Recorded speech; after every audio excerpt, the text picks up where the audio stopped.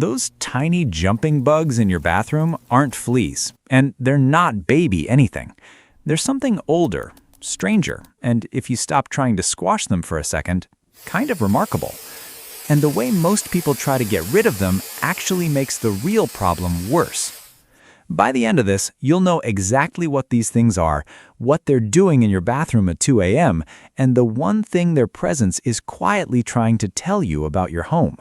They didn't come for you, they came for something you haven't found yet. They're called springtails, and here's the first thing that'll mess with you slightly. They aren't insects.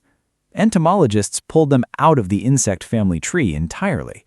Springtails belong to a separate group called columbola, hexapods, meaning 6 legs, but not true insects in the biological sense. They diverged from the insect lineage somewhere around 400 million years ago and just stayed. Over 9,000 known species, every continent on the planet, including Antarctica. Your bathroom is just their latest outpost.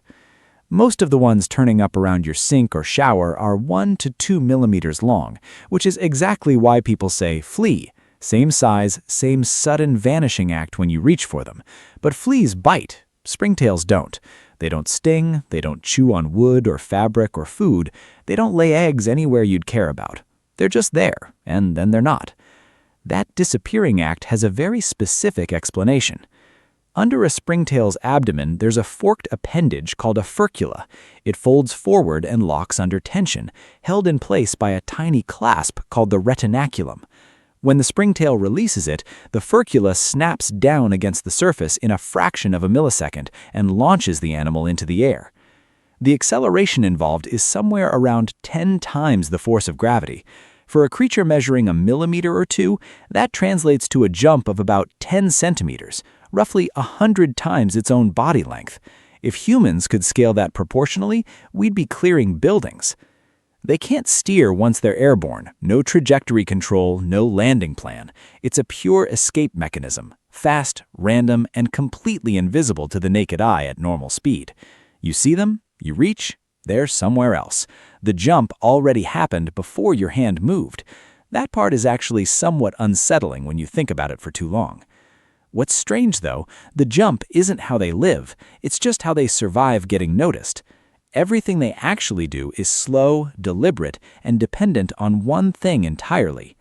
Springtails don't breathe the way insects do. No spiracles, no respiratory system in the standard sense. They absorb oxygen directly through their skin, which means their skin has to stay permanently moist. Dry air kills them, not slowly.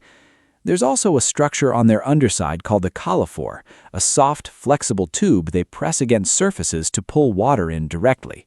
They're not drinking the way you'd picture.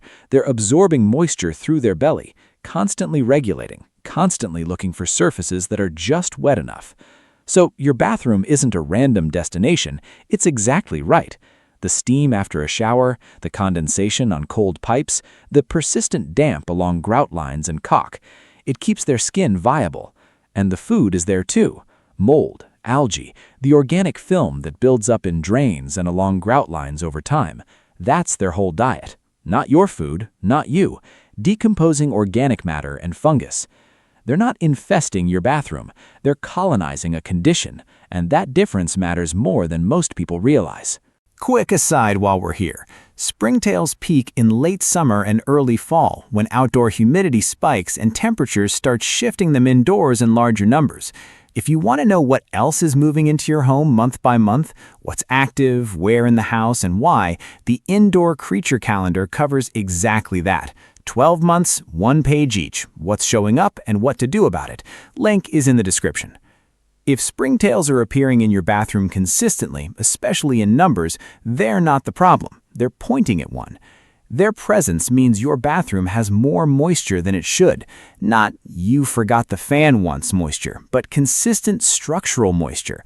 A supply line fitting that weeps slightly, grout that's let water get behind tiles, pipes that condensate and never fully dry between showers, mold you can see or mold that's growing somewhere in the wall you can't.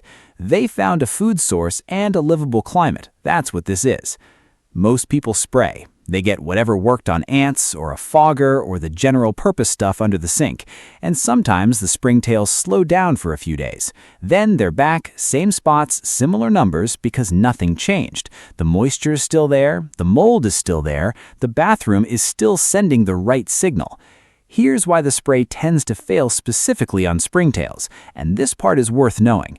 Standard insecticides are formulated for insects. Springtails aren't insects. Their biology is close enough that some products knock the population back, but the effect rarely holds.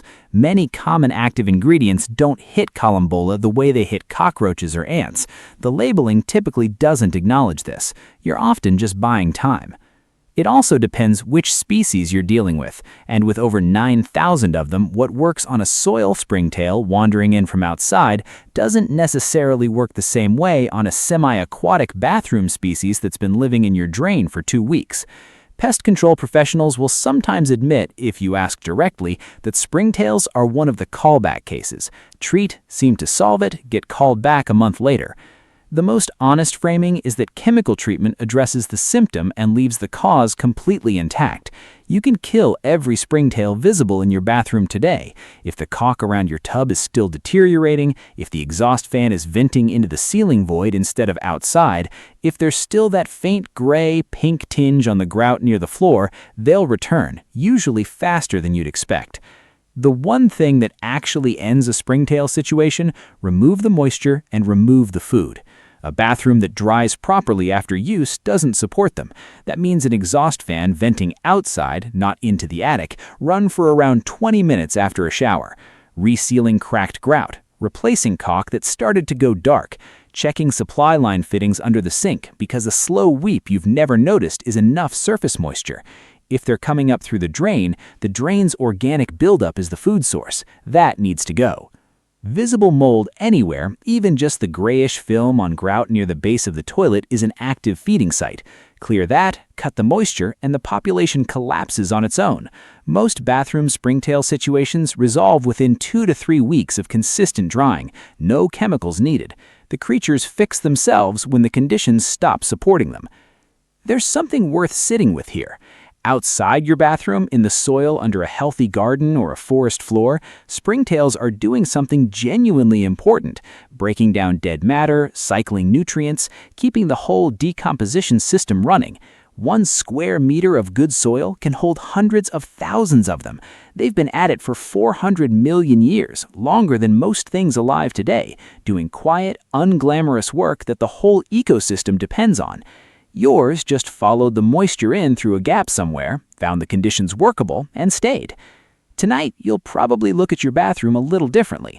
Not with dread, more like the mild suspicion you'd have toward a roommate who moved in without asking, but at least isn't eating your food or touching your stuff. If you want to know what else is living closer than you think, we go room by room.